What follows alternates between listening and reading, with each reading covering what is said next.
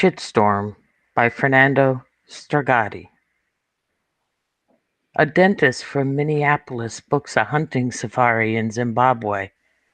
His name is Walter Turner, a wealthy nobody, completely unknown beyond the confines of his practice and neighborhood in the suburbs. One more God-fearing American with a dazzling smile and a big cardboard-looking house. Perhaps he read too much Ernest Hemingway as a teenager, or perhaps he watched too many films about men performing heroic feats in hot places. Or perhaps he's trying to work through some issues. Or maybe hunting provides him with an escape from his life. Or maybe a combination all of these things and some others.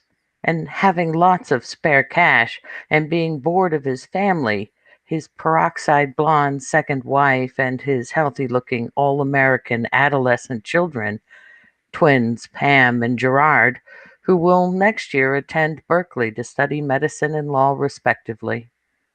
For whatever reason, he books the safari and off he goes to the dark continent to do his killing that some like to call a sport, like many American men with dazzling smiles have done before, some even achieving some minor form of glory in the process. And this is Shyla reading from Shitstorm. Hello there, and welcome to the Second Life Book Club. My name is Draxter Dupre. Today, writer, editor, musician, Argentinian in exile, Fernando Strigati. But before we introduce him, he's hiding in the green room right now. Before we introduce him, Shyla the Lion, if you could read a few more pages, I think a page and a half from Fernando's novella that's out from Open Pen right now. And this is a tale, and you may have guessed it. This is a tale based on the real life of dentist Walter Turner, who shot the wrong lion in Zimbabwe. So let's jump to another section here. This was the beginning. Let's jump to another section, Shyla, where he is in Zimbabwe and he has killed a lion and the shitstorm. And I know that I can say this on the air, so please don't email me. Uh, the shitstorm is starting to brew. Here we go, Shyla. Take it away. Yes, the lion is a collared specimen, which means he's a protected beast, not just a nicely accessorized one. He goes by the name of Cyril and is loved by Danny Gervais, Maria Farrow, Shane Osborne, and other animal loving celebs who have been involved in some charitable initiative with animals all around the world, as will be discovered soon. Cyril is even an academic lion, being the focus of a study in Oxford for some obscure reason. Even before finding out all this, just with the collar, Dr. Turner panics and gives orders to hide the corpse, and he quickly leaves Zimbabwe, not before shooting a couple of selfies with the lion to prove he has taken him. And that's it. Shyla, thank you so much for starting us off. And I shall now introduce to everybody here in the room and on Facebook and on Twitter and on Periscope, I understand, maybe even on Instagram, Mr. Fernando Strigati. Uh, he is here in his magnificent cat avatar. Hello, Fernando. How are you? Hello, Draxa. How are you? Thanks for having me. This is amazing. Please let us. Can you tell us what is up with this? What is up with this avatar? Oh, yeah. Well, this is Chris Marker's cat, Guillaume. He used to have this avatar. He used to use himself, Guillaume the cat. So I thought it was a good homage to Chris Marker to use the avatar for Second Life, which is a medium he explored a lot before he died. You know, he was a fan of the medium. So I think it was suitable homage. Yes, and Chris I'm Marker, a and big fan of Chris Marker. So we'll talk a little bit about Chris Marker and how he influenced you. For people who don't know, Chris Marker, he was a French filmmaker, intellectual writer. I don't know. Is he? Would you say he's a filmmaker? Is yeah, filmmaker, photographer, writer. He's a very, very complete artist, I think. very complete artist. There is a poster here on the side from his 1962 movie La Jetée, which I'm kind of obsessed with because it was also the basis for the Terry Gilliam movie 12 Monkeys. Yes, indeed. And we're only 5 minutes in the show and we're already totally off tangent. That this is awesome because you wrote a book called Jolts, which we're going to hear from later, and Yeah. I think you used the term disjointed yourself in describing it. Yeah. Before we go into that, I want to ask you a very simple question. What is a shitstorm? Wow. Well, a shitstorm is a term that is used to talk about one of these online pylons where someone gets like dragged all over the place because of something they did or something they said online. Yeah. I always been fascinated with those things. They seem to have a terrible power. They can destroy people's lives. When I say fascinated, I'm not saying I necessarily enjoy them, but it's a fascinating phenomenon.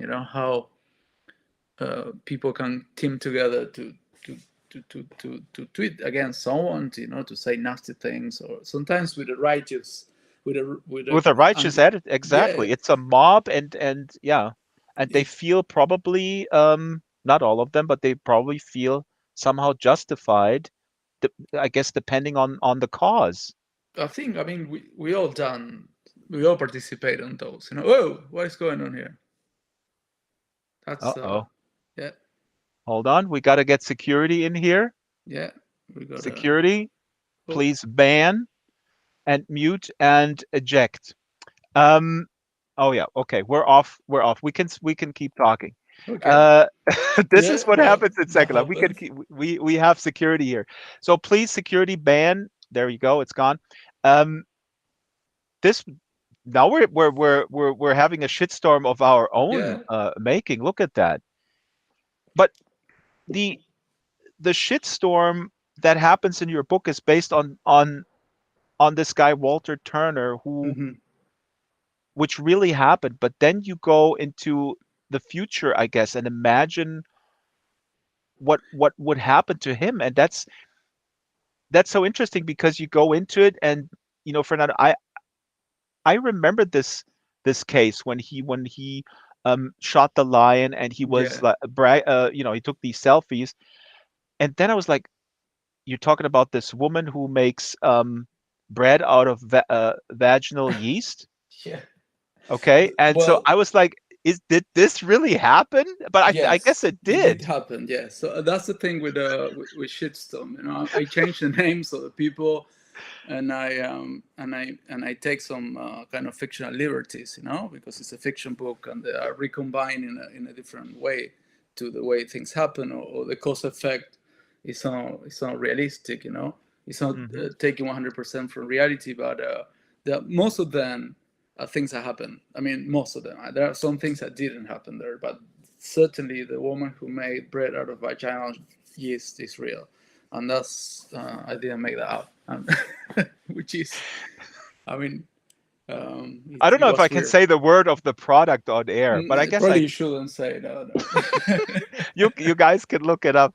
So yeah, I have a bunch of books here actually on the floor if the camera wants to cam around that came to mind when I read Shitstorm, which is also about the attention economy and us all just being completely wrapped into constant outrage basically, and getting a real kick out of outrage. I mean, we talk about it often, and it's everybody is aware how that is just it's exhilarating because it's so addictive to pile on and to constantly be enraged about something, but it's certainly not healthy. So here on the ground, if you're interested, folks, there is a book that I recommend, Amusing Ourselves to Death by Neil Postman, and then Society of the Spectacle by Guy Oh yeah, Debord.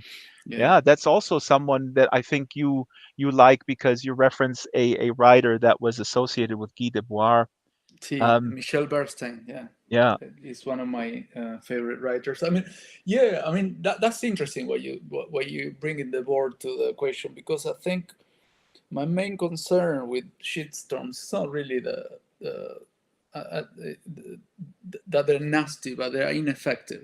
Basically, for me, a shitstorm is something that it doesn't change the structure that makes the things that we criticize possible. It changes the life of the individuals who do the things. So for me, that's an issue. And also, in a way, I do think that Guy Debord talks about the society of spectacle and how we all been taken over by images, in a way.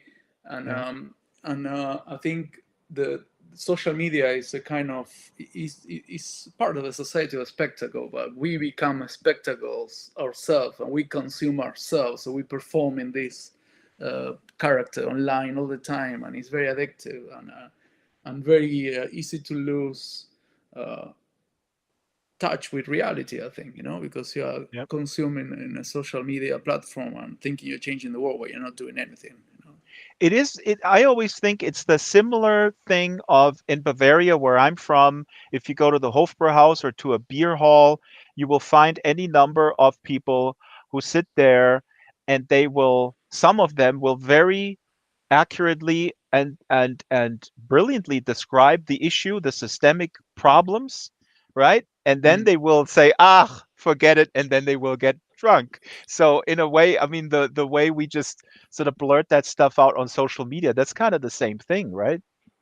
I think it's the same, yeah. We cannot do anything about it, but we're expressing it, but we're just expressing it to thousands and sometimes millions of people, and then we go back to bed and the whole thing just keeps going. I think so. Yeah, I do think so. Yeah. I mean, when I started to write Shitstorm, sorry, 1 minute. I saw that people were commenting on the chat that the volume is. Can you hear me well now? Because you're totally fine. Yeah, let me just address folks in world. You can bring up Fernando individually by clicking him and then bringing up his volume. So just bring him up. Yeah.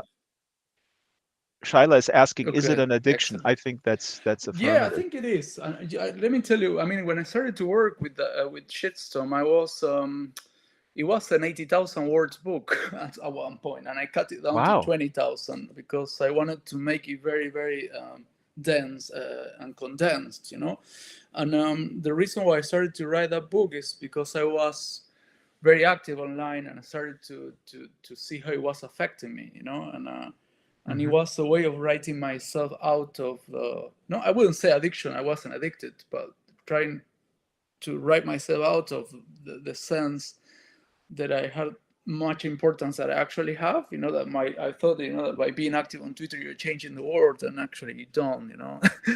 I don't think. I think you could, if you are using it in a wise way and to affect change on the ground, like, I don't know, for example, the Arab Spring started when people coordinated on Twitter. The student protests in 2010-11 in the UK were coordinated over Twitter. I remember being in the protests. I was a PhD student then, and I could avoid the police kettling me, closing me, arresting me by following a hashtag. So it was very useful, and it is useful. But when it sucks you in, you just waste energy there, and they're actually producing content for free, for social media to sell adverts. So it's a very complicated thing. We're producing content for free, and it's monetized with the consent if we're on the platform. But you're making a good point in terms of organizing. If it translates into a coordinated effect that goes out on the street, I think it's valid. But in Shitstorm, also what you're describing is very effectively is how the mainstream media and established media sources also get really like tricked into jumping on like stuff that is really minor and not really important, and that kind of dilutes stuff that is important. Like in the case of Walter Turner, I mean, of course it's an important issue that animals in Africa get killed by rich people. That's an important issue, but the way you describe it is so brilliant. Like all these shows, like on the BBC or whatever, they bring in 3-4 people, panelists, and they kind of scream at each other. And these other guys, these British journalists that I was not familiar with, they write from sort of the right and one writes a little bit from the left. They write a bunch of editorials, and it all really just goes away, and it's completely meaningless. And animals are still killed over there. Yeah, and then the industry keeps killing animals. Yeah, it's that's the thing. Yeah, structural change requires much more than being angry on Twitter. The thing is also I'm very sensitive to what I call the opinion industry. You know, there is I don't know how it is. You are in the USA, aren't you now? So I don't know how that is. But here in the UK, at least, most of the newspapers have become like opinion blogs. You know, where most of the articles are opinion pieces of people telling you what to think, and really many of those opinion pieces are opinion pieces about things that people say on Twitter or it's ridiculous, you know. And I find there is another saturation of that kind of content, you know, and I find it doesn't leave a space for people to think for themselves, you know. So, what I was trying to do is invite people to think for themselves, you know, and see how they're using social media, if they are using social media or social media is using them, you know. Yeah. I'm very I think it's very useful, social media. I'm present in it, and I use it, but I'm very careful how much I give to it, you know. Now I think that was for me the result of writing the book, you know. Just your own research. You did your own you're your own shrink and your own researcher. You went into your own brain and you came out with a novella that is out now from Open Pen. And I'm just actually looking at Twitter on my other screen, where Open Pen London, where I bought a whole bunch of books, and they tweeted, "What on earth is going on here?" And they tweeted a picture of us sitting here talking. So that's meta, if they're right. Is that meta, as the kids call it, whatever. Um, okay, I need to ask you this. This is in my run sheet, because you inspired me to get into Roberto Bolaño, Yeah, who is from Chile, and I have this book, and I'm holding it up now. Let me make it a little bigger. Maybe the camera can focus on it. yeah, He wrote this Door Stopper, yeah. 2666, which has been in my shelf for a long time, and so Roberto Bolaño, I guess, is also influential to you, and he is an amazing writer. I haven't tackled this Door Stopper, but I want to ask you, because Fernando, you love the short story so much. Yeah. Why haven't you? Are you not? You're a Roberto Bolaño dude, and you're not writing a Door Stopper. Why are you always just chickening out and writing short stories?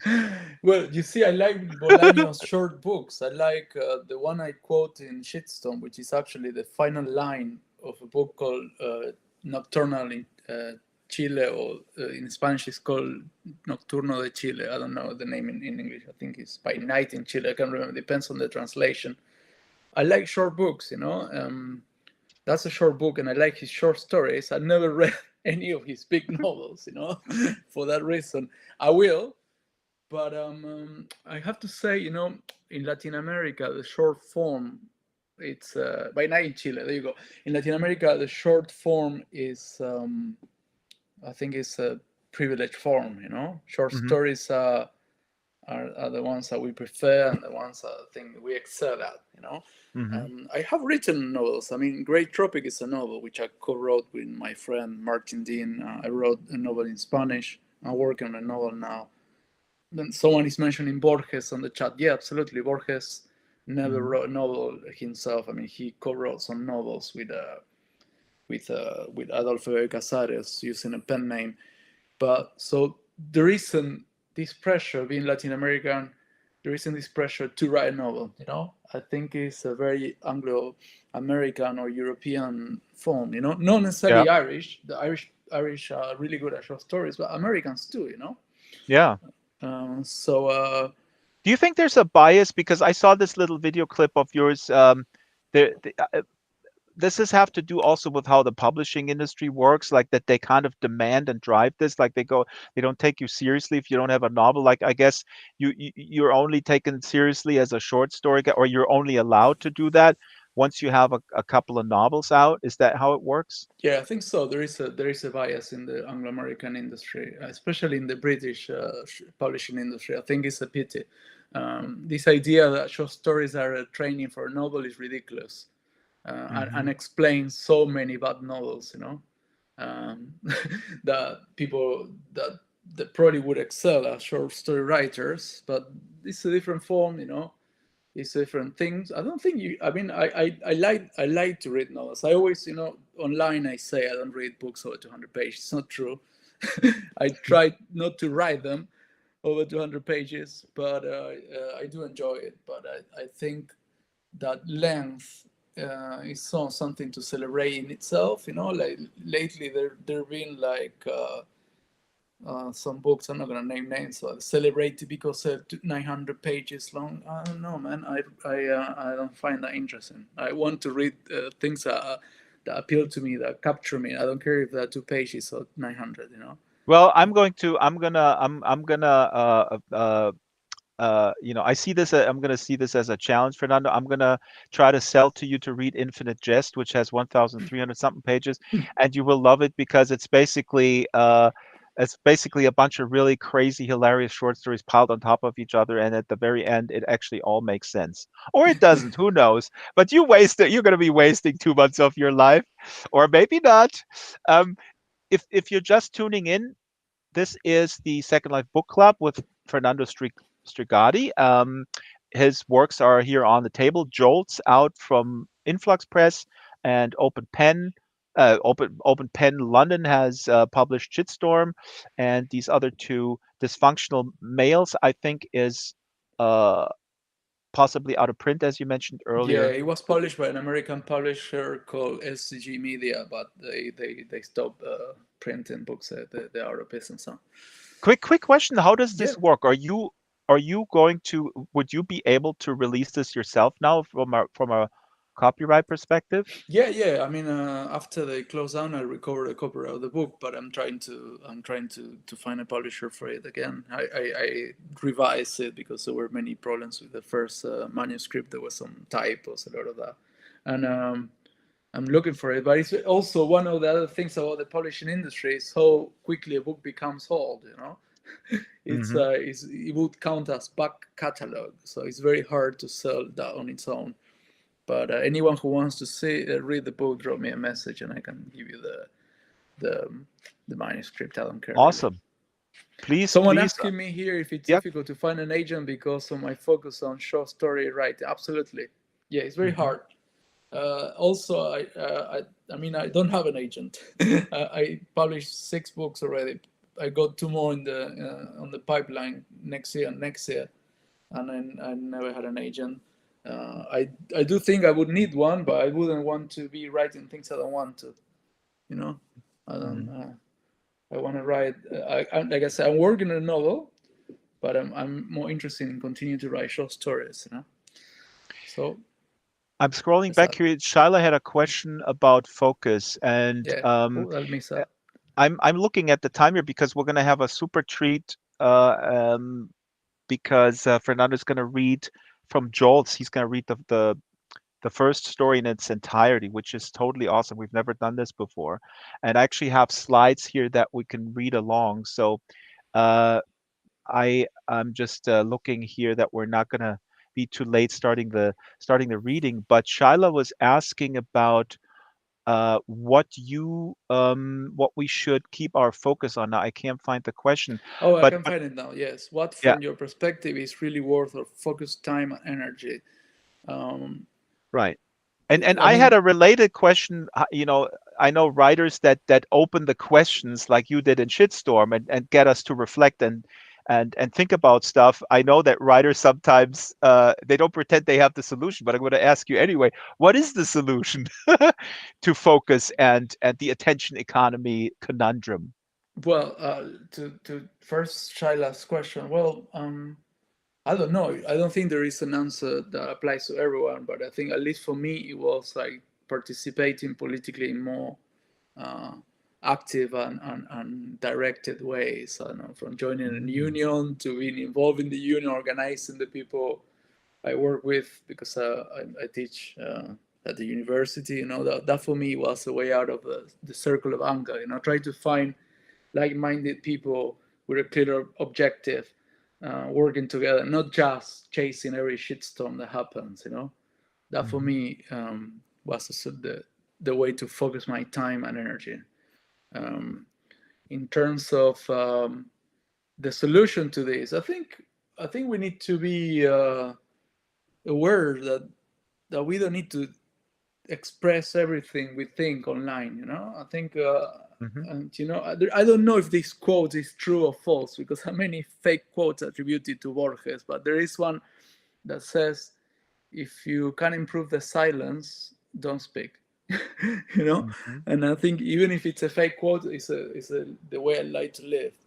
I don't want to be expressing every brain fart I have, online, because for that I write my books. I prefer people to judge me by the things I write in books, not on Twitter. So if you see my Twitter, it's very limited what I post. Generally links to things I don't want to be free thinking there, because I guess someone said that yes, absolutely can be very dangerous. Your life can change from one second to the other depending on who picks up a tweet, and you get involved in a shitstorm. They're very consuming.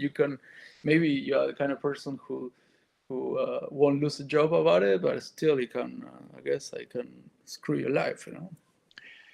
This is really good advice, not to put every brain fart out in public. And we've been sort of conditioned, and we got to sort of unprogram ourselves. Jerry McNally here posts, we should all read Jenny Odell. Jenny Odell was actually on the book club. I hope she's coming back.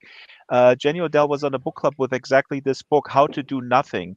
And it's actually quite remarkable, this book. It's really deep. In the beginning, when she was approaching the book club for a panel, I looked at that and I was not aware of her work, and then I thought, like, oh my God, is this one of them, superficial self-help books, like, just meditate and clean your room and stare at the window, whatnot? No, it's actually quite deep investigation into the dilemma that we have now. She goes back into history. I highly recommend this book. So now let's move, Fernando, let's move to Jolts. So Jolts is out now, and from Influx Press. What are Jolts? I mean, what is the definition of that term? How Jolts you are see when it? you get like some kind of shock in movement. It's like a kind of when you shake, and it has to do. It's named after the first story of the book, which talks about this experience of being out of sync in place and time when you are, living away from your culture. I'm not an exile. I'm a self-exile due to economic reasons, and it took me many years to find myself in the same place I am. Because I left in a really complicated moment of Argentina history with the 2001 economic crisis. It was a shock to my system. And you arrived in Ireland and then England, and so I don't know, because the book is it's in first person narration, and the protagonists often, like many people who come to other countries, have to do a whole bunch of jobs that nobody really wants to do, like cleaning toilets or washing dishes and stuff like that. Yeah, well, it's a first person narrative. There are many things that are taken from my life. The other things are fictionalized. I'm not really, I don't not memorized, or like, but it does, at least the main things are like doing crap jobs and finding it hard to settle. That true, which are from my own experience, and yes, I went to Ireland first, and then I moved to France, and then I came to the UK, and I settled here. I came for 6 months, but it's very hard to leave London, so Yeah. I'm still here 19 years later. Yeah.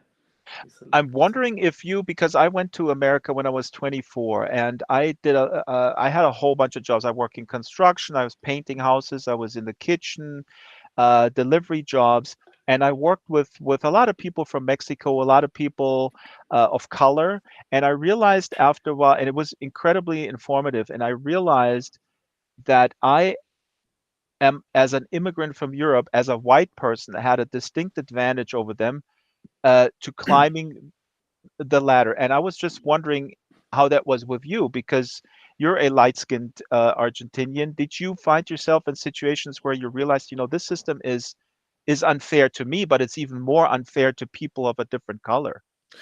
Oh yeah, absolutely. Yeah, I mean, there were two things I realized when I came to Europe. One is I'm not European. Like, being Argentinian, you always told, oh, you are European. You go, you're the most European of Latin America. And then it took one migration officer to realize I wasn't European. Very quickly, traveling with an Argentinian passport. But then I remember being in France, in Paris. I may or may have not overstayed my visa. I'm not gonna say that because it's but I was They're walking. listening. We have a lot of big.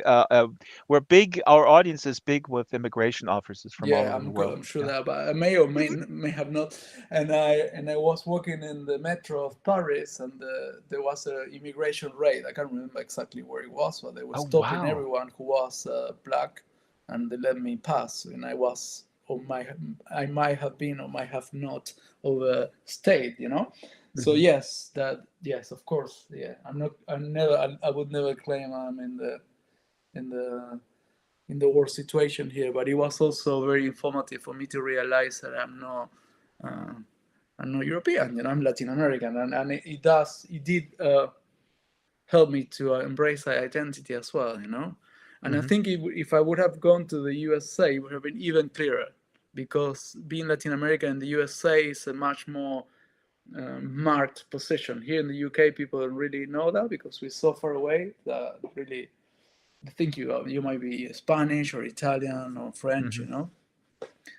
That's a Uh, good point. I don't know the hierarchy. I mean, in America, there's also a hierarchy depending on where you are and then where you're from. Just real quick, this is from earlier. I just don't want to miss this comment by Kovary Matavan. She says, short story writers deserve the utmost respect. Easy to write a rambling novel. Try putting that into 500 words. It's a different game, she says.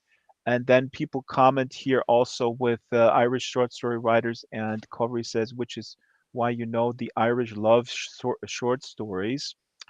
Um, in terms of your life in exile, I put up a slide here of Joel's, mhm. and there's a little quote. Shyla prepared these slides. There's a little quote from a story called "The Kid in the Telephone Box," which is just awesome. And here, these friends talk while one of the friends' girlfriend is making sort of a film. She has a camera and she films everything. And here's a little discussion as they observe a kid playing, trying to get money out of a phone box. I'm going to read this real quick. We stayed a bit longer, Manuel and I chatting about Christmas, about never going back home this time of the year, about how we'd rather not go back at all, about how it's impossible after a while, how it doesn't make any sense. Mika stayed quiet throughout, listening, smiling at me tenderly every now and then, taking in the details, I guess, thinking about her film about a film. When we left, the kid was still there, shoving his piece of wire into the phone box in the dark. And so there's a lot of stuff in this book which really resonates with me about um, thinking about going home or even visiting. Is that something that was very difficult for you, is or is it, and is that resolved now? Do you know where you are? I mean, I know where you are. You're in Second Life right now, but have you made sort of peace with these decisions, or is this still sort of a nagging thing? I made peace with what I feel is the fact that I will never feel at home anywhere. That's what I Hmm. made peace with, and I think that was what I was trying to work through with this book. That there is a sense in which I realize the idea of home is a fallacy. Because um, if I go back home, between quotation marks, I will miss London, and here I miss home. And it's impossible to resolve. And I think that's why why these stories are all connected. They all deal, on the back of the book it says 9 ways of not being at home, and I think that was for me like the realization is that I was writing all about people in between places, Mhm. and I wanted to work with that, and that's why I think for me this is not a collection of short stories. It's a book that has a conceptual thread running through all the stories, and it's an idea that I'm exploring. Yeah, someone says here, home is where your loved ones are, but you can have loved ones in many places. I know Yep. people who say home is where your dead are buried, and my dead are buried in many places too. Which is, I start with already being descendant of immigrant people who went to Argentina in the early 20th century. They all And they already came from Italy. Italy and Spain. Yeah, that's Mhm. very common in Argentina. Mhm. To have mixed heritage so I guess I never had a very solid idea of home. Home is where your Covery pets says are. home is where your Yeah, pets are. I agree with that. I I can al- live with that. Yeah. I would also stipulate that home is where the broadband is. So if you get good Wi-Fi, this is where the home is. Penny says rolls his eyes. Penny, I'm not disagreeing with what you're saying, but this is a good add-on, Fernando, with where your burieds are. Uh, Yeah. Let's see. I mean, yeah, I don't know. I mean, I've been revising my life here in the UK. Thinking, should I stay here? Should I go back? Should I stay or should I go? With all the things that happened lately here. We already are in our 11th year of a conservative government, which I find very hard to deal with. But no, yeah, I don't think my daughter was born here. So I think I'm gonna stay here, but I'm already, like I'm saying, I'm probably at peace with this idea of, in peace with this idea of being in two places or many more. I think I can relate, and I think a lot of people can relate that when you realize that you belong everywhere and nowhere in that sense, it's actually a kind of a good peace that you can make with yourself. Now, I would suggest now, if I may ask you to stand up, I'm bringing up a special book stand here in the front of the stage. This is the favorite part of the program where usually the guests fall off the stage, but Fernando is a veteran, and I'm No, going to not arrange. really. Oops, no, you're good, you're good. I'm gonna put the book stand in front of you here. See, and Good. here we go. And oh, I forgot to mention that if the camera could pan around the room and maybe the second floor as well a little bit while Fernando's getting ready, that uh, I think I mentioned it before. All these quotes here, all these lines, are from Fernando's stories, mainly from Joel's, but a few from Shitstorm as well. And for example, here is one. We're only don't worry, Leo. We're only up here when you go upstairs here. The sky is always nicer from behind a pair of sunglasses. Mhm. So I mean, there is it's just such good lines, and Ruby decorated the room in a wonderful way. And there's one line here on the wall where it says speculation is life. Now, I have to admit, and I say this publicly, that was my fault. I misread that. It's actually the line in the book is speculation is rife. Okay? So here it is, my public apology. But Now, Ruby, I please. like the speculation is life. Yeah. Yes, you should listen. Open Pen and Fernando, the next edition of Shitstorm. I would like to have this reflected. We need to change it. We can do that. You Why not? you are an editor too, man. You know In, how this is. it would be good to introduce typos in the new edition. I mean, voluntarily. We always do, but involuntarily. I want to thank Ruby and Silas for the work they've done here, and you, of course. But the cat looks amazing, and this set is very impressive. It's a great Oh honor man, to be here. if Chris Marker would be still alive, that'd be amazing. We'll talk about Chris Marker a little bit later. But now we're gonna read Joel's. We're gonna read the first short story, and I'm gonna throw up the pages in the back there so people can read along on the big board. And you want to say anything about that particular story, Well, this is Fernando? a story that opens the book called Jolts. The story that gives the name to the book was published first with 3AM magazine. I can't remember when, probably 2016 or 17. And I thank them for the work they did, especially Joanna Walsh, who edited the story. And it's a short one. It's, I think, 2,000 words. Let's see if I can read it all. I don't want to read for more than 10 minutes, but let's. Oh, Let's see. don't feel No? pressured. Just Okay. read at your own pace, and Cool. totally cool. They have some swear words, so I apologize in advance if there are any kids in the room after the photobomb we had. Still, If there are any kids in the room, they should Please. be, the parents should be in jail. No. Right. So it does open. It opens with a quote from Chris Marker's Sans Soleil, which says, "If they don't see happiness in the picture, at least they'll see the black." Yeah, that's the opening quote from Chris Marker. Undated. A packed and moving train in Clapham Junction. What happened before is beyond the point. This train could be everything there is to this world.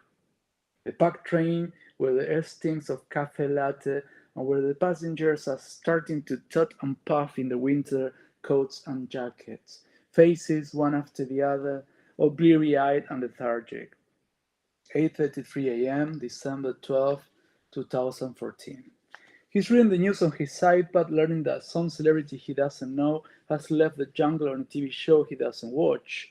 His train is delayed or cancelled. All trains are because of the snow. But what really bothers him this morning is the guy who was listening to his music without headphones on the 341 bus from Angel Road Superstores to Waterloo. The guy was listening to Nirvana, and suddenly 20 years passed since Nirvana, one after the other, on that 341 bus. It's not about Nirvana, of course. It's about time and about being out of sync with himself. 3:13 a.m., December 13, 1999. I'm walking with Walter when we bump into Julio on the corner of Corrientes and Tucumán, Rosario. Julio is pissing against the wall, off his head, talking to himself, almost falling with his pants all the way down to his ankles and a Tetra Pak of wine in his left hand. It's hot and humid summer night, and it will rain. Mixing glue with wine is a bad idea on nice ideas. He finishes pissing and turns around and comes away, still with his pants down, hopping like a kangaroo until he pulls them up. He's wearing his Nirvana tee, the same one he's been wearing since 1995, and doesn't recognize me. He tries to mug me. I grab him by the neck and tell, "Julio, you can't, it's me." He smiles. Two of his front teeth are missing. He gets a piece of paper from his pocket and tells me, "Look, he came back negative," as if it was the most normal thing to say. The paper looks dodgy and people have been saying he's got AIDS for a while, but he might as well be negative for all I care. He doesn't apologize for trying to rob me and walks away and shouts, "Say hi to the guys." I tell Walter that somebody should shoot Julio before he kills someone else. Walter doesn't say anything.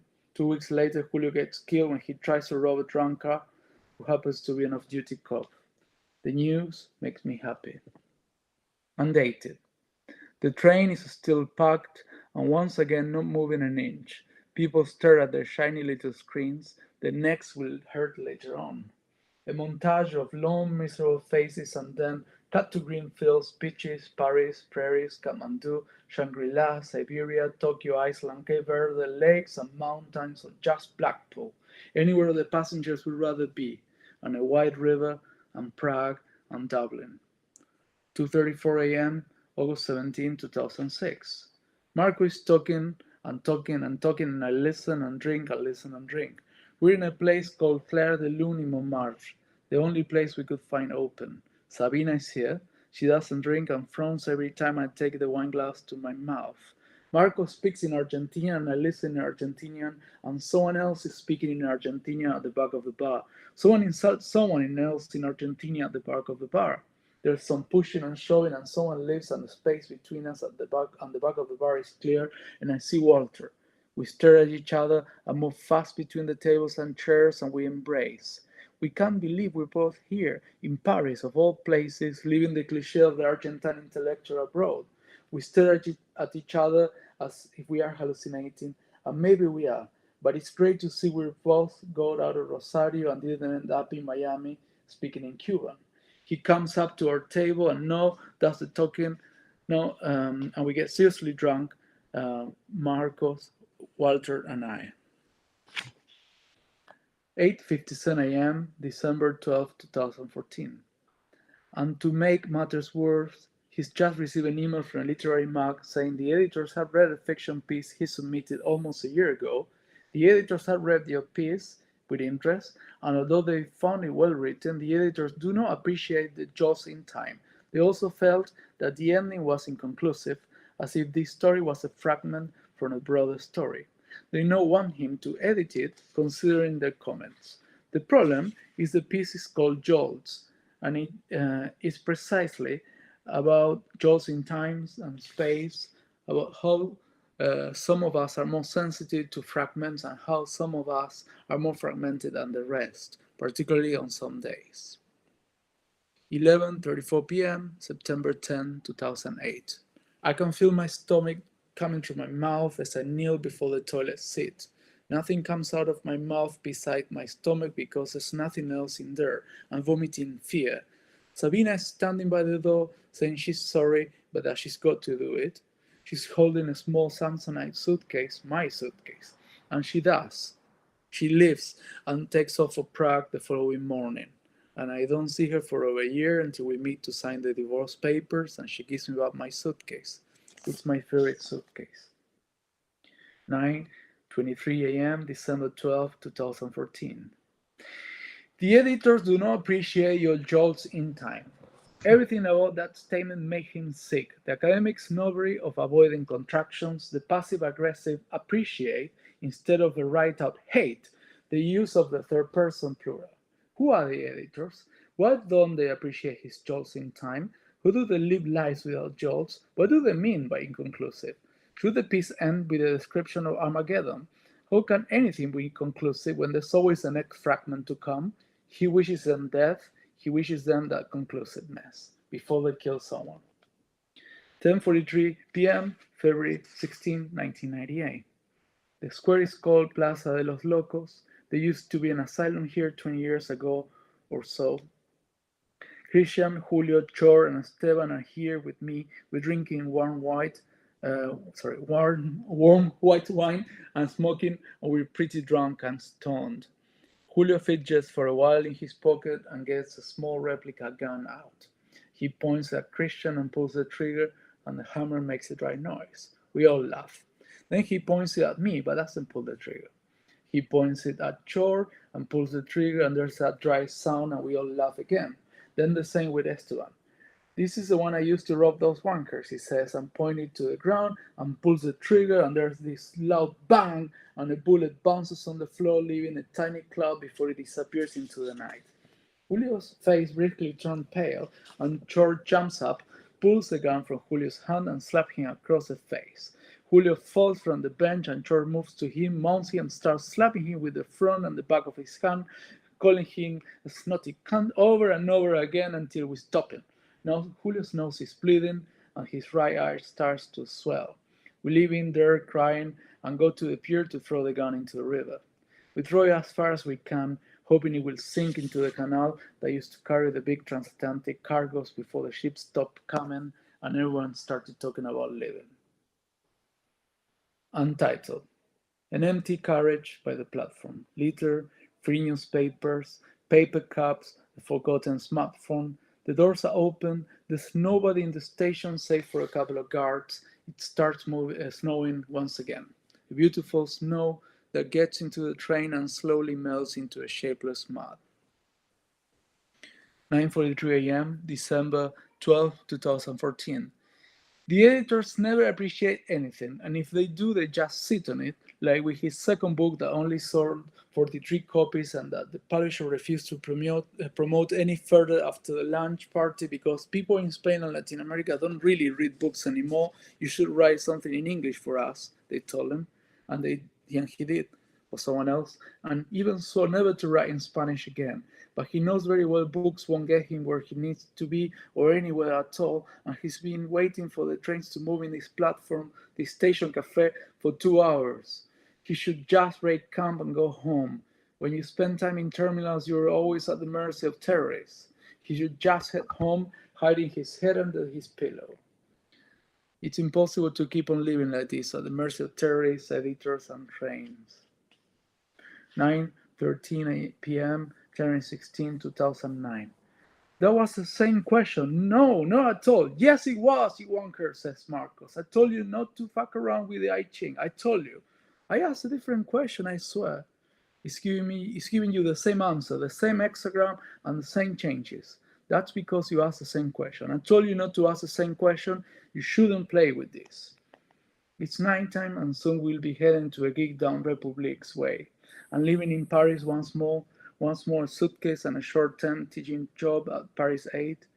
It's true I asked the same question, and I probably broke the I Ching, and things will never make sense again, because the question was exactly, will things ever make sense again?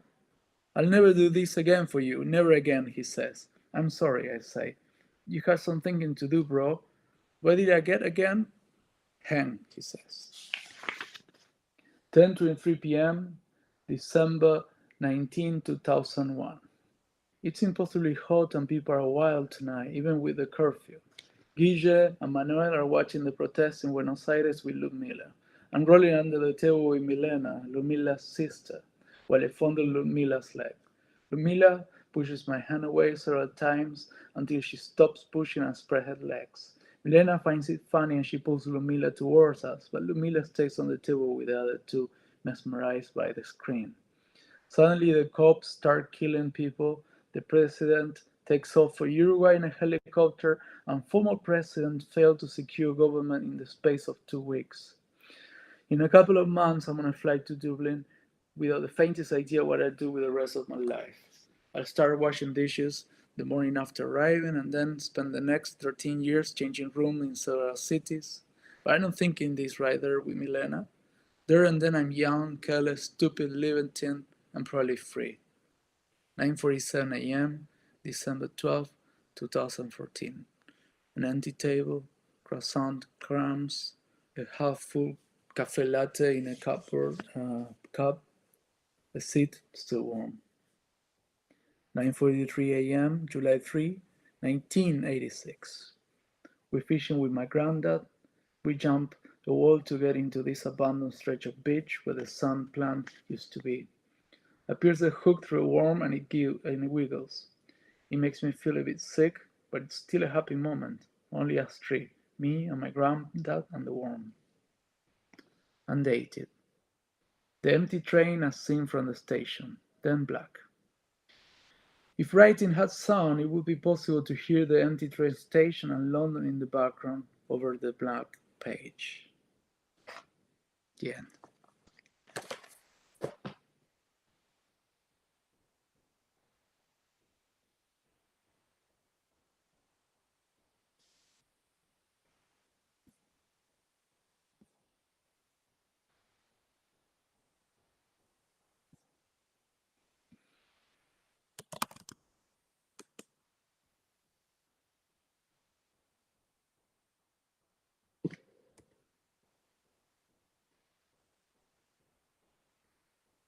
Thank you very much. I cannot hear anyone. Is the sound working now?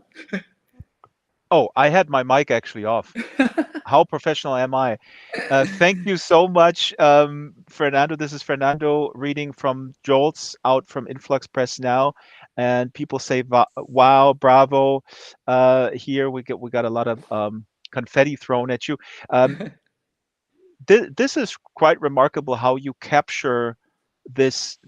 I mean, at least I and everybody that I talk to, how we perceive time in this disjointed way, and this leads us perfectly, I think, to Chris Marker. I've just checked with the producers. We can go over time a little bit because we need to talk about Chris Marker. So please have a seat again, Fernando, and yes, of course. Let's talk about Chris Marker. Chris Marker was a artist from France. Um, and I'm going to put up a few slides here. Chris Marker, as he was, I think, self-classified, or maybe it was The Guardian, Chris Marker, the best-known author of unknown movies. Yeah. I don't know if he said that himself. The reason why I know Chris Marker is from the movie La Jetée. I hope I pronounced this correctly, which Yeah, is I think about so. it's about time travel. It's about a world after World War III, where scientists underground are experimenting with time travel and sending a prisoner back in time to figure out what went wrong. And I'm putting up slides here. And this is Fernando. I mean, this film, your short story is. I mean, it's structurally. I'm not an academic here, but I see the connection with what he presents here quite well structurally with La Jetée. And La Jetée is a film that is made entirely with still images that are assembled with a incredible voiceover with incredible sounds. Here you see Paris after World War III destroyed from the film, and here you see one of the scientists uh, who is examining the prisoner. But I gotta shut up and let Fernando talk. What does Chris Marker mean to you?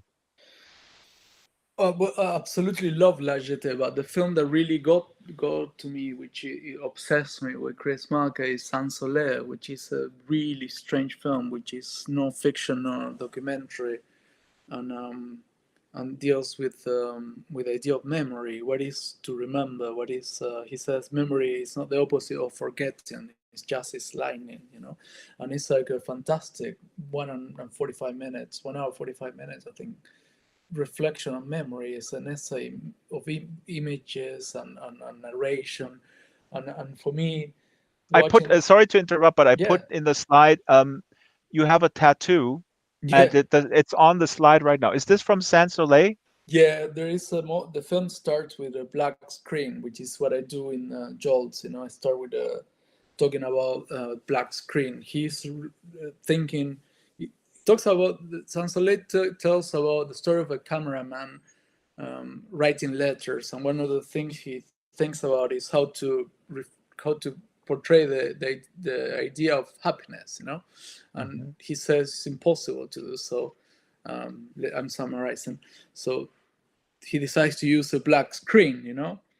So what the tattoo says there in French is that they cannot see the happiness, at least they'll see the black in the film. And that's the metaphor I use in Joel's story. All the things that I wish I could put a black screen on the page, so I don't have to write them, because it's impossible to write them. And Mhm. so I mean, it's been really influential, Chris Marker, for me. Like his politics. He was a very engaged guy, but also very critical of the left wing and the movements that he was part of, and that for me, what it's key is the way he articulates fiction and non-fiction in such a creative way, and it's something that I like to do in my writing. Mhm. And also the idea of memory. It's for me, it's a big part of my writing, to reflect about the past and how we remember, how we forget. I'm putting one more quote up, and the quote, what you have tattooed, it says, if they don't see the happiness in the film, at least they'll see the black. That's right. I'm putting up another quote here that I found. Perhaps the only coherent part of my work is to try to give the power of speech to people who don't have it. Yeah, well, Um, he was yeah. like I said, very committed. I mean, there are films like there is a film called A Green Without a Cat, which in French is called Le Fond de l'Art is Rouge. So the back of the air is red, which is it's an amazing film about the politics of the 50s and 60s, and uh, and it's I just fantastic. realized actually I forgot to bring up a slide of Chris Marker in real life. to see for us to see how he looks. But I have There aren't many Guillaume, pictures his of cat. him. There aren't many. There is only 1 or 2 pictures of Chris Marker. He was a Right? very Yeah, secretive exactly. guy. On I was like on Wikipedia and I forgot to upload it into Second Life. There's only one from this with he holds a camera, and then Yeah. there's one in his very sort of totally not chaotic but very cluttered office when he was Yeah. older. Yeah, he was a very, very, very reclusive guy, but not reclusive, very private. No one Hmm. knew much about him. Of course, he was a friend of all the people who were making films at the time, Godard, Agne Varda. He was part of that movement. But And here's yes, the original cat. I have a yes, slide of the original cat, and when he was in Second Life, I think he passed away at age maybe 90, 91 or so. So he was in Second Life in his mid to late 80s, and he had his own island in Second Life. And there's quite a bit written online that you can find. And also Jerry says in the chat, I found a La Jetée on YouTube. So there is a bunch of versions of La Jetée on YouTube where you can watch the whole. It's a short film, it's about 30 minutes. yeah, yeah. You can find the films, and yes, he was very active on Second Life. Even he was a guy that, even in old age, embraced new technologies. There was a film he released on a CD-ROM. You could explore Wow. when the CD-ROM came out, and he was on social on Second Life. Yeah, he was. I think he was 91 when he died. I know he died the day of his birthday.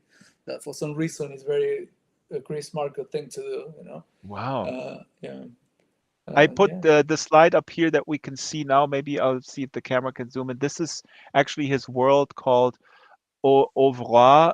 Uh, he had a huge region here in Second Life, and we also do have some slides from the Sans Soleil movie. I'm going to put those up. But Fernando, the Sans Soleil. I mean, you mentioned it a little bit. The working with memories and what that is. I came across the term um, metafiction. Is that can you classify it like that? Or Metafiction. Well, or the film, you mean? Like, yeah, yeah, probably there are metafictional elements to it. I I'm would say trying to learn something. I think it's more a film that challenges the really thin border that divides fiction from non-fiction, Mhm. which is something I'd certainly like to explore in my own work. That's why I say, like, for me, I wouldn't want to be dissecting my writing and saying this is true, this is not, but it's about like creating this balance of things which are taken from experience but in a fictional way, as and I think Marker does that. That film, I mean, it's like it's a film essay, which is a really strange genre in itself, but it's the text in itself, which you can find if you put Chris Marker Sans Soleil text, you will find the text. It's a 9,000 words essay about memory and Okay. time, and it's fantastic. I can try to find it and And he paste it. uses that as the voiceover in the film. Yes, and the voice, yeah, exactly, yeah. He I'm uses trying to that. get yeah, you can put it in the local. Yeah. I'm And gonna put it on the. I got it here bookmarked. So. now we're technically out of time. Speaking of time, and people, please put. Oh yeah, there's a lot of comments here also in the chat. If I have ignored your comments, please just type them again. And this is the Second Life Book Club. We're here with Fernando Strigari, and you can pick up his books. As I always say, you can support writers by picking up the book. And Fernando has also indicated that Dysfunctional Male, since it's not in print anymore, he may be willing to shoot you an electronic version. I just started reading the first story, and it's pretty damn good. So it's hilarious. I mean, it's good. Shyla is asking, would you say you improvise your writing and then go back? I'm thinking of all the page reduction for Shitstorm. So this is a good question because you're also a musician, and we actually have a record player here in the back. I don't know, it's closed right now. And there are records here in front that you. Oh yeah, I just opened it. The record player has a pizza on it, but in front is your album, An Attempt to Exhaust Four Places. But Shiloh's question is about improvising, just spitting stuff on the page, I guess, right? Like you would improvise on an instrument or in a jazz context. I think it depends on the book. With Jolts, I did write this over time, and then the kind of the thread that connects the story appeared later, and I started to edit them with the idea in mind. But with Shitstorm, I did a lot of research. More than improvising, what I do is I tend to, when I write, I want to get everything out, So I do a lot of notes, and like I work on pen and paper a lot, brainstorming my own work, and then I sit to write. And let's say I want to write a book about 50,000 words long, so I'm gonna aim for 70,000 words of the first manuscript. So then I can reduce it by editing and making it more solid, more condensed. I normally go over the word count and then I edit down, and I do that even with one short stories. I sometimes I don't know how long certain things going to be, but sometimes I say, oh, okay, I want to write something between this and this amount of words, so I go above the word count, and then I cut down, because I feel, for me at least, writing and editing are very, very different moments, creative moments, Right. I feel so I want to get everything out, put everything there, and then I do a lot of rewriting, because especially, don't forget, writing in a second language. Yes, so for me, writing, it demands many runs. I need to come back and edit and can write again. I mean, but can you edit yourself in another language? Because my wife is American, and I speak good English. I was even on the radio at some point in time, but I still find myself sometimes using words where she says, "You don't even know what that word means," and I go like, "Yeah, that's right." And I Well, mean, to some extent, I think everyone needs an editor. Yeah, I think in any language you need an editor. And when I sign off the piece, I try to take it to the best of my abilities, and then an editor will pick some things that I cannot pick, but I wouldn't be able to pick some of them even in my own language. I think it's always good to have a second pair of eyes looking at what you're doing. absolutely, absolutely. And speaking of eyes, the image that is in the back now, people, please take pictures and put it on the Second Life Book Club Flickr page. The image in the back now here is actually again from Chris Marker's Sans Soleil. Yeah. There's a Criterion collection out there. I don't think it's free on YouTube, That's but actually from Vertigo, which he references in Sans Soleil. So it's also a meta-filmic film. It's a Mhm. it's a film that deals with other films, and even he mentions La Jetée. In that sense, it's meta-filmic, meta-fictional in a way. Yeah. Did he get in trouble using other images? I don't know how he managed that. Really, sometimes I wonder if what happened there. Probably he got permission. It was maybe a different time with Probably. not as many shitstorms. I'm trying to get another image here too from Sans Soleil. But Eupolinos actually, who's watching this on the stream, has informed me that the Chris Marker Museum für Gestalt Overar, I can't pronounce it, is actually still live in Second Life, and it is still there. So his Okay. whole island, we should do a Yes, field yeah, I trip. have visited it. Yes, I did. And there is a bar which is based on La Jetée. There is actually a bar in Tokyo which is based on La Jetée, which he replicated on Second Life, or someone did. And you can visit it. Yes, I have been in the island. Super strange. Wow, I've never been there, and this is so awesome that it's still there.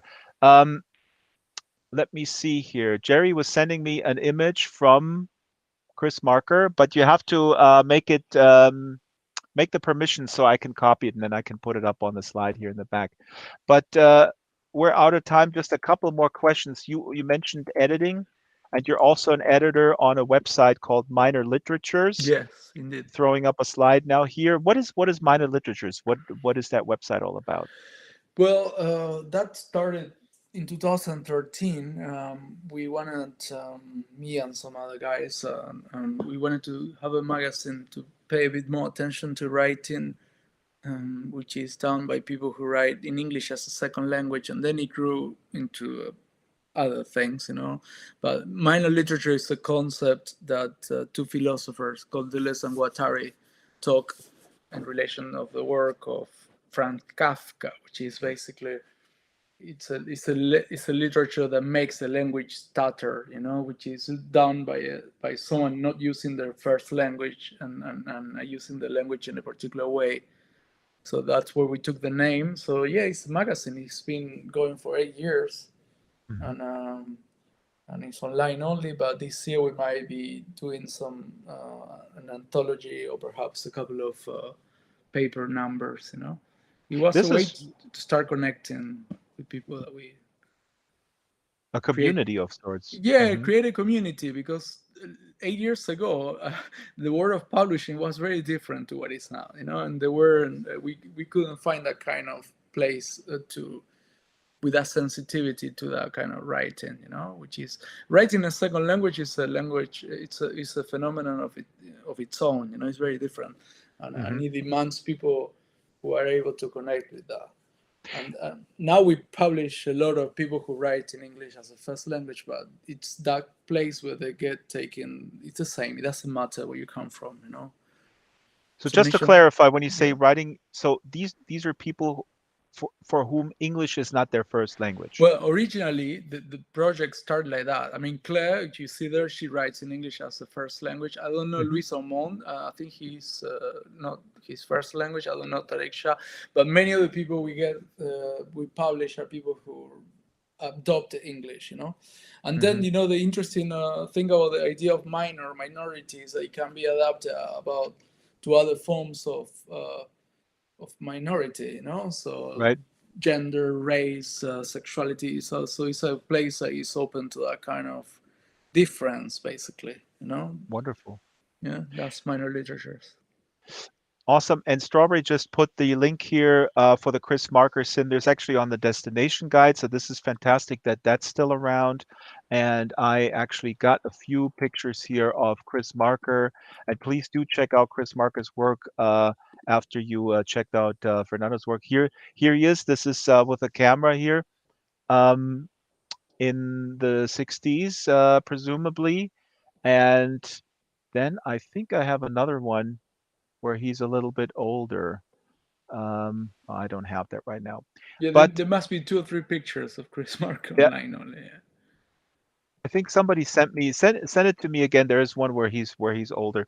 But well, Fernando, we're out of time. We're going to stick around a little bit and do a post game, but we got to wrap up the stream. This was absolutely delightful. I'm so happy that the Twitter algorithm alerted me to you. Actually, or maybe it was Influx Press. I don't remember. Maybe it was Influx, or maybe it was Twitter, or maybe it was a combination. So in that sense, it was well done, algorithm. I would like to throw out some thanks. So big thanks goes today to Rachel Breaker, who is actually here in the audience. And Rachel designed all this stuff that you see here. Camera, please, close up of Mrs. Breaker here. She designed all this stuff. And when Ruby and I talked about the design for the show today, for some reason, Rachel's name came to mind when we were talking about Fernando's themes and also Chris Marker's chaotic real life office, where you can find pictures online. And we said, you know what? I remember Rachel is she's making these crazy things. Let's design something that is only based on Rachel's work. And that's what Ruby did. And so big thanks to Rachel and Ruby putting this together. Big thank you to our wonderful audience. It's amazing to see a full room, including a dragon. The dragon is upstairs. Misk, you can come downstairs now. See this every week. Big thanks to my team. The Second Life Book Club is produced by Strawberry, Shyla, and myself. The chief location manager and creator of venues is Ruby. Silas Merlin makes custom avatars. Kralos customizes avatars. Big thanks to Brett and Patch from Linden Lab. Big thanks to all the moles. And we are getting a second island next week to attach to this one. So we hope that we're going to get a huge archipelago at some point. People in the chat, please put what you are reading or what you're planning on reading. Put that in the chat, please, and I'll save the chat log and I'll put it on the blog. We have a Discord group, we have a Flickr group, we have all sorts of groups. So I will find a repository of that stuff. What I am reading is also thanks to Fernando, because he now got me totally hooked on Roberto Bolaño. I'm reading The Third Reich by Roberto Bolaño, which is absolutely insane. So folks, put it in local chat. And Fernando, you also have to read that. What are you reading? What are you reading, Fernando? Now, at the moment, I'm reading a book by a writer called Sam Salvan, which is called Moses Ascend, and it's an Afro-Caribbean writer talking about the experience of Afro-Caribbean people in London in the 1970s. It's fantastic. Short Please novel. put it in the chat here too. Shyla says she started on Infinite Detail. Tim Maughan, I recommend that as well. People are putting stuff in the chat, and I completely we ran out of time with all the your influences, Fernando. Because you mentioned a whole bunch of people that I was not aware of, Latin American writers. So I'm just going to put those slides up real quick so we have it on the record. Not all of them. Some are not from Latin America, but these are your influences that you mentioned. Michelle Bernstein, Julio Cortázar, and Belén Gachet. Is that? Argentinians. Belén Gachet and Martin Reitman. Rechman, who is also a filmmaker. Yes, Martin Rechman. So people, remember these names. Michelle Bernstein, Julio Cortázar. Nobody can accuse me of this not being an educational program. Belén Gachet and Martin Rechman. That's how we say in Spanish, at least. There you go. And next week here on the Second Life Book Club is an author by the name of R.G. Penner. He also goes by a pseudonym, William Squirrel. But R.G. Penner has a new novel out. He's also the editor of a science fiction blog and anthology called Big Echo. And that's next week. And I would like to thank Fernando for coming here. And we're going to stick around a little bit. And I'll see everyone next week, Wednesday, 12 o'clock, right here on the Second Life Thanks, Book Club. everyone.